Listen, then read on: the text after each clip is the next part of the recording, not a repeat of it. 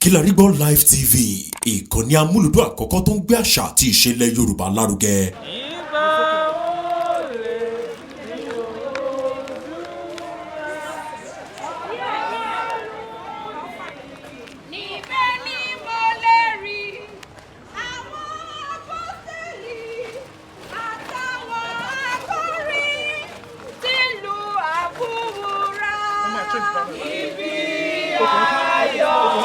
Let's get to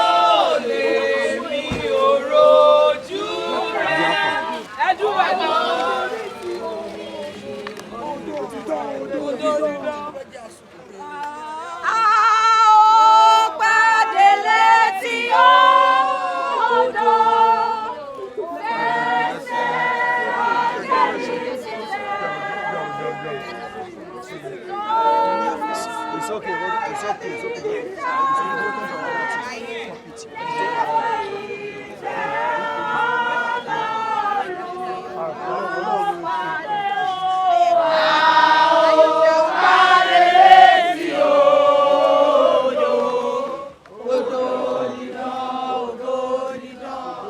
Orúkọ mi ni Alhaji Taofik Azeez.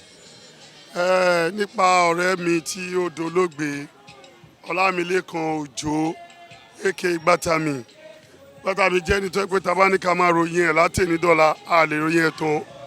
Ó ṣe fọ́rẹ̀, ó ṣe fún ara, ó ṣe fàlejò. Gbogbo mọ́ọ̀sẹ̀ ẹlòmíì bóyá ó travel out ní Gbatami lọ́wọ́ sí ẹlòmíì inú wọn.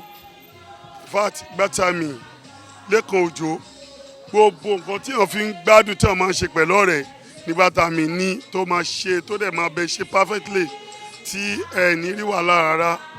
Ẹ̀yin náà máa rí látàrọ̀ táwọn èèyàn ti ń sọ̀rọ̀ ẹ̀ eléyìí sọ nǹkan tó ṣe fóun tọ̀hún sọ nǹkan tó ṣe fóun. In fact Gbatami mo kàn máa bẹ inú Ọlọ́run kó bá mi tẹ̀ sí afẹ́fẹ́ rẹ̀ kó má fi yàsàrè jẹ o gbogbo nǹkan tó bá ń jẹ níbẹ̀ ni kó bá wọn jẹ o. Ó jẹ́ ẹnìkan tó yẹ pé mi ì lè ròyìn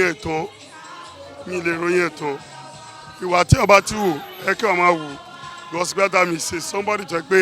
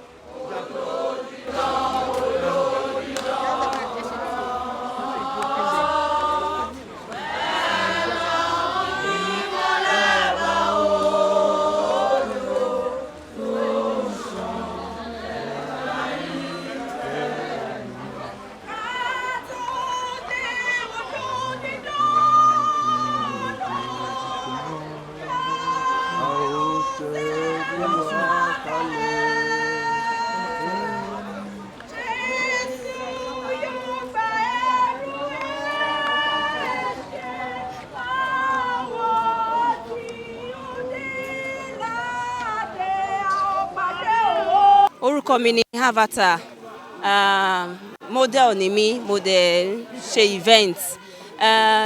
Gbatami jẹ́ èèyàn tí ó ń ṣe in fact mi mọ́ mi fẹ́ sọ Gbatami ìze èèyàn tó lẹ́nu ẹran ọ̀fẹ́ lára ni ó ń bá ará ilé ṣe ó ń bá ará ìlú ṣe kódà ó pẹ̀lú èèyàn tó jẹ́ kí n travel out of this country ní 2016 tó yẹn pé mi ò dẹ̀ lè gbàgbé títí láéláé. So mo dẹ̀ gbàdúrà pé k'Ọlọ́run kó bá wa dúró ti àwọn ọmọ tó fi sílẹ̀ àti ìyàwó.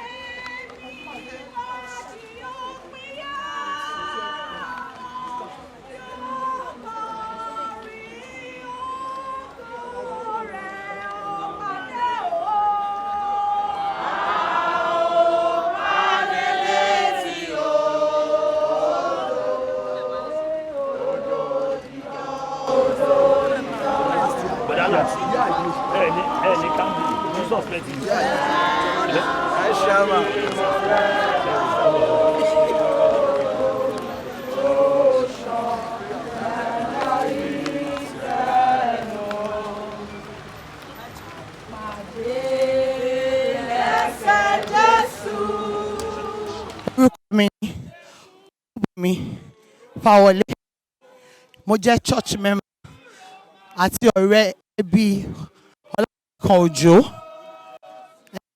Mr. Ojo jẹ́ èèyàn tí ó tó máa ń báyàn ṣeré tí ọkàn wọn dẹ̀ mọ́ sí gbogbo ènìyàn. Wọ́n jẹ́ èèyàn tí wọn kì í múyàn sínú, tí wọ́n dẹ̀ máa ń fi taratara àti gbogbo ọkàn wọn fi ṣe nǹkan fún ènìyàn àti ilé wọn àti ẹbí wọn. Wọ́n ní ìkónimọ́ra àti ìfaradà fún gbogbo nǹkan.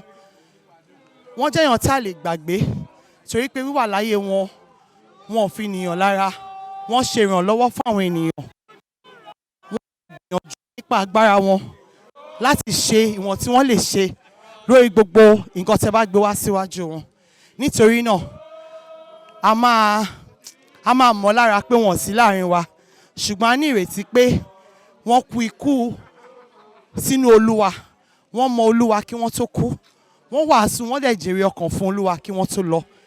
Àfi ilé wọn, ìyàwó àtàwọn ọmọ àti ẹbí wọn àti ẹgbẹ́ wọn ní ara àti tẹ̀mí, àfi ilé Ọlọ́run lọ́wọ́ pé Olúwa túbọ̀ máa pẹ̀lú wọn. Á dáàbò bo ọmọ àti ìyàwó, á pa ẹbí wọn àti ara wọn mọ́, á dẹ̀ pa àwọn ẹgbẹ́ wọn náà mọ́. Á dẹ̀ ní rákòfà o, kí wọ́n sùn re, k'Ọlọ́run kó bá mú èrùpẹ̀ burúkú kúrò níwájú ojú wọn.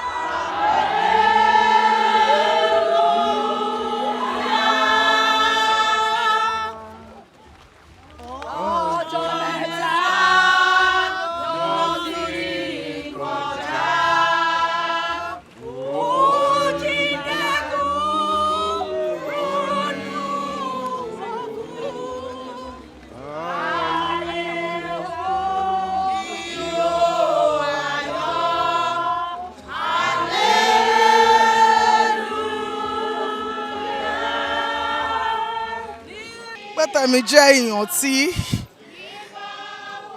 tó ń tán ìṣòro èèyàn, tó yẹ pé téèyàn bá need help ẹsẹ̀kẹsẹ̀ ló máa ṣe. Tí ó bá ní gan, á sọ fún ẹ pé òun máa wà, á dẹ̀ ṣe. Ọlọ́run á bá mi dá ọmọ ẹ̀ sí, á dẹ̀ bá mi dá ìyàwó ẹ̀ sí. Lágbára Ọlọ́run, wọn ò ní kún kékeré. Lágbára Ọlọ́run.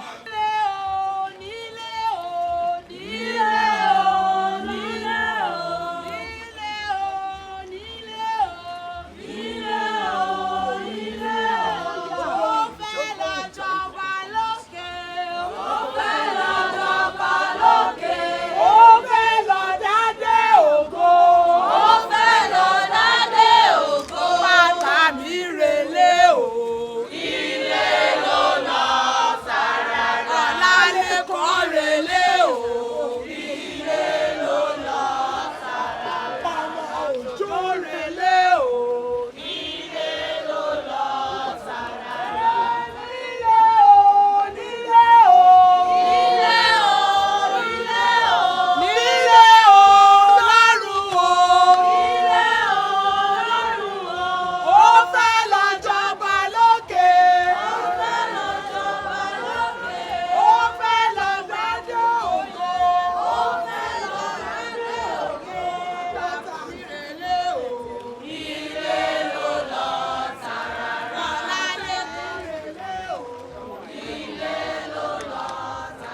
ẹ̀gbọ́n máa miss wọn because ó ní àwọn tí àbájọ wà tàbájọ ń sọ̀rọ̀ àwọn ọ̀rọ̀ tó máa ń sọ àwọn ọ̀rọ̀ ìṣítí tó yẹ pé màá múlò ń bẹ̀ tó yẹ pé ọ̀rọ̀ ọgbọ́n máa miss wọn ní orí ibẹ̀ yẹn and mo wá gbàdúrà pé kí Ọlọ́run mo Kamila kó bá tẹ̀ wọ́n sí afẹ́fẹ́ rere àwọn ọmọ wọn náà àti ìyàwó wọn náà kọ́ má ṣe ní ẹ̀mí ìmọ̀ tó máa fi wò pé dáàdì wa ti lọ báyìí ká dáàdì wa wà láàyè kò bá máa ṣe nǹkan báyìí fún wa kí Ọlọ́run kó ràn wọ́n lọ́kàn kọ́lọ́run kó dùn wọ́n nínú kólúwa náà kó tẹ̀ wọ́n sáfẹ́fẹ́ rere kí Ọlọ́run kó wà pẹ̀lú ìyàwó àtọmọ tán fílẹ̀ náà kí àìsàn ikú ìdààmú ìjà kó má ṣe wà ní wọn gbogbo àwa náà táwa bá wọn táwa sí ọ̀dọ̀ olóògbé náà kí Olúwa kó wà pẹ̀lú wa. Kilarigbo Live TV ìkànnì amúlùdún àkọ́kọ́ tó ń gbé àṣà àti ìṣẹ̀lẹ̀ Yorùbá lárugẹ. atagbantagba lóde tagbangba ló ti pápá tó ní kí lóní tagbangba ó ṣe. àwọn gbàǹkọ́gbì alárinrin ètò ọ̀dọ́ wa ló sodo sí. mo lè má lè sọ òyìnbó púpọ̀ but nínú Yorùbá tí mò ń sọ àwọn kan yọ Yorùbá ń bẹ̀. ṣe báwa náà kọ́ Ọlọ́run ọba ni kámú láti Kilarigbo Unlimited. Kilarigbo Unlimited ládùn ètò tí kò láfiwé. alárakúàrà. orí ètò alárakúàrà ní àwàyè lórí Kilarigbo TV. mo lo ata tomatoes àlùbọ́sà ẹyin mo lo carrot mo dẹ̀ tún fi hot dog náà sí. mélòó la fẹ́ kà nínú eyín adépèlé KPK kò gbọ̀kẹ̀ Kilarigbo ló ń jẹ́ bẹ́ẹ̀ ká ṣe àkálẹ̀ àwọn ayẹyẹ lọ́nà tí ìgbàlódé léyìí tẹ́yìn ó sì gbádùn ẹ̀. ọba sọyún ọ̀rọ̀ jábẹ́sì padà ìwọ ni Olúwa wá fàyè mi ṣe yanu. Kilarigbo Live TV gbọ́n pa ẹ̀ fún ìpolówó ọjà tàbí àkálẹ̀ èyíkéyìí ayẹyẹ tẹ́ bá fẹ́ ṣe ìyún event coverage pẹ̀lú owó tí ò gani lára Kilarigbo Live TV ẹ̀rọ amóhùnmáwòrán tíá.